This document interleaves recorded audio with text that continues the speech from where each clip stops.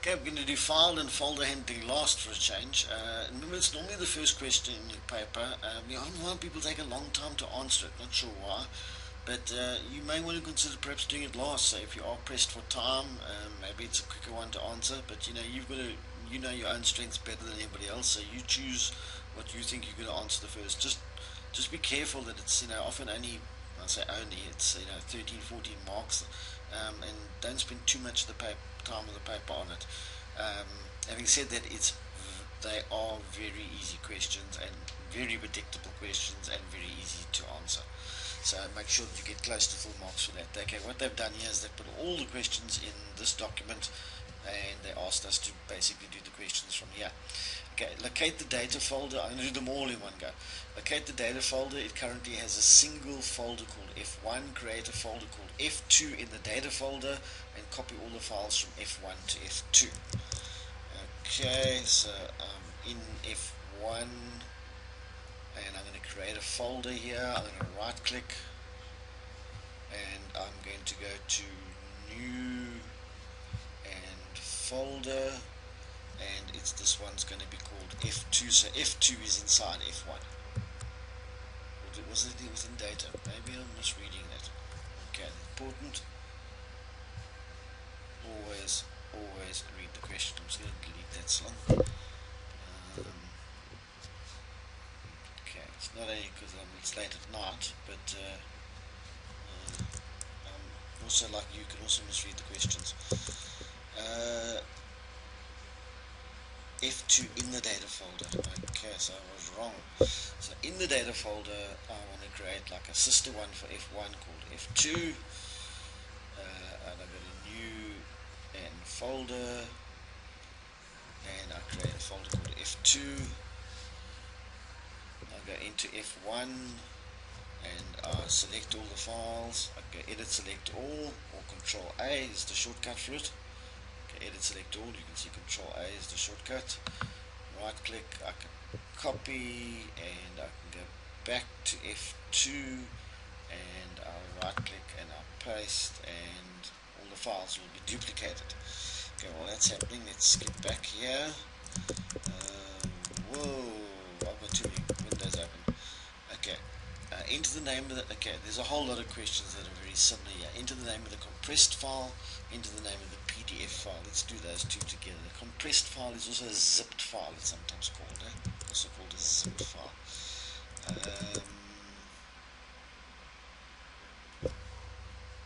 Okay, I'm just going to turn something off here, because to make it more look like the machines that you would normally work on. I've set up my machine slightly differently. So I'm just trying to make it look as much like yours as possible. Okay, the question that they asked here was, what do we have to do? We have to find a zip file. Okay, so if you widen your columns there a little bit, you look at your display, there's a compressed zip file, it's called backup. Okay, so the zip file was called backup. Okay, so the zip file was called backup.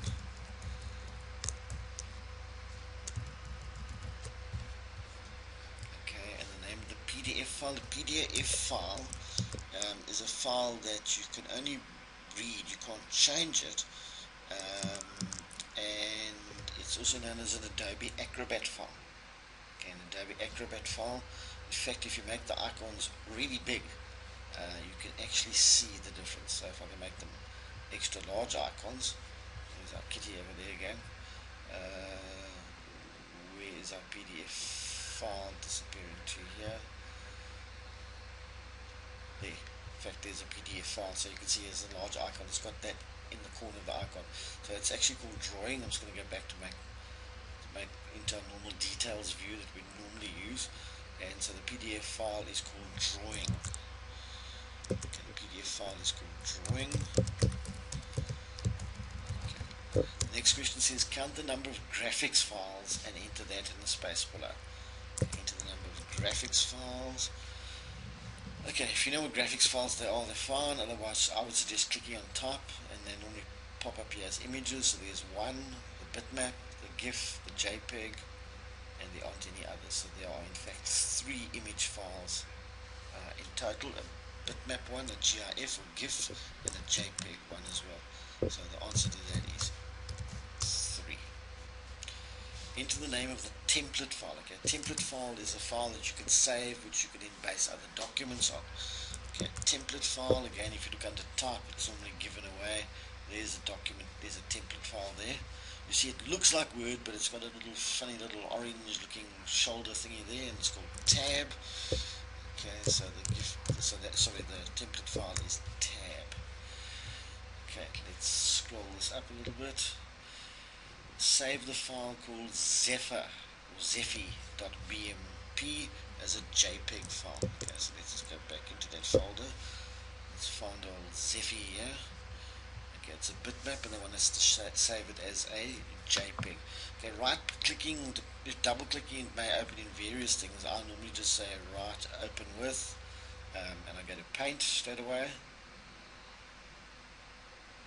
Okay, this will, if you double click, it will vary from machine to machine. Here's our famous kitty again, and we go save as.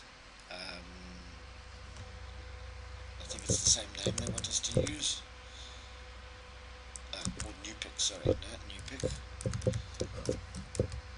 Naturally, you've got to be careful with these tiny little questions. You can often miss out little details. So, okay, I'm going to save it as a JPEG called new pick. And if I go back into my folder again, the correct folder at least anyway, there's my new pick there. Okay, you can see the original one was 21 kilobytes. It's slightly smaller now, which is a JPEG at 18 kilobytes. Not a great difference, but it is slightly smaller. So that we've done.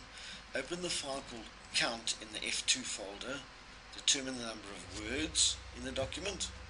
So they first of all want the number of words, and then they want the number of times the letter Y occurs anywhere in the document, using the find function they suggest.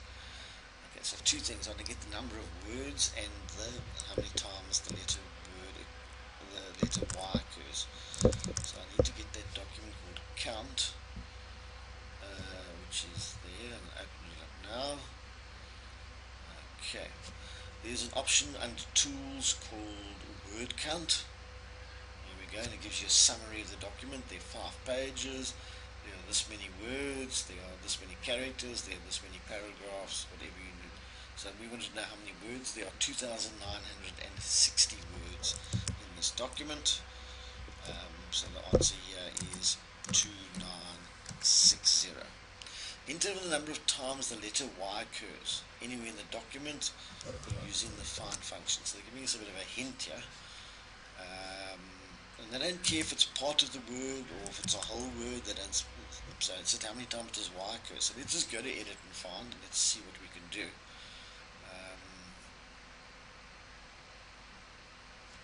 Okay, I'm going to find the letter Y, and I want to highlight all these items. Okay, I say find all of them. Okay, it comes up, you can see it highlights it all over the place, all the Y's that it possibly finds, and it finds 448 in them.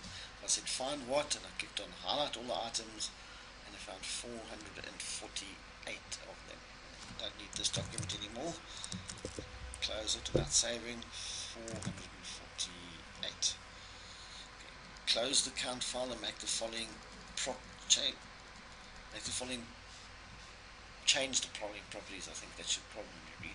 Change the author property to your name and surname.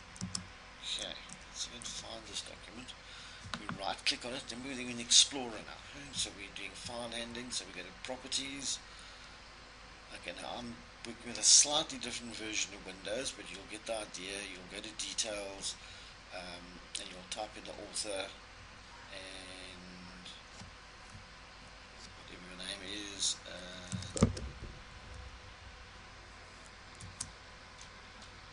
Sam or son of Sam. Okay, he was a bit of a famous nasty character. Anyway, you get the idea. So it might look slightly different, but essentially you go right click and you go to advanced properties and you go and find it. They also want you to make it read only. So you go back to properties,